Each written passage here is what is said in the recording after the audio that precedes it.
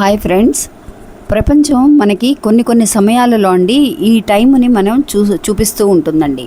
అంటే 10 అనే నెంబర్ కానీ, 11 అనే నెంబర్ కానీ, 12 అనే నెంబర్ కానీ మనం పదే చూస్తున్నాము అని అంటే కనుక అందుకు ఒక రహస్యం అనేది ఉందండి. ప్రపంచం మనకి ఇది చెప్పడానికి ప్రయత్నిస్తుంది అని అర్థమండి. ఇంకా రహస్యం ఏంటో తెలుసుకుందాము.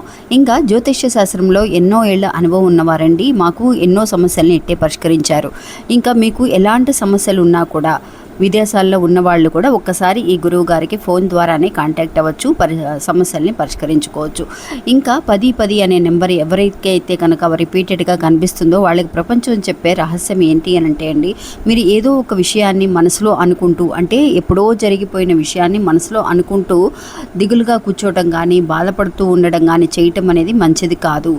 దాంట్లోంచి బయటకు వస్తే కనుక మీకు కొత్త ప్రపంచం అనేది కనిపిస్తుంది అని చెప్పి తెలియజేసే నెంబరే 10 నెంబర్ అండి. ఇంకా 11 అనేది ఆధ్యాత్మికంగా మీరు చాలా దగ్గరగా ఉన్నారు, అంటే భగవంతుడికి చాలా దగ్గరగా ఉన్నారు. మీరు చేసే పని అనేది చివరి వరకు కూడా జీవితాంతము కూడా మీకు సక్సెస్నే ఇస్తుంది, కానీ ఎలాంటి నష్టము అనేది దాంట్లో ఉండదు. ఆ వేలోనే వెళ్ళమని చెప్పి చూపించే సూచనలేనండి 11.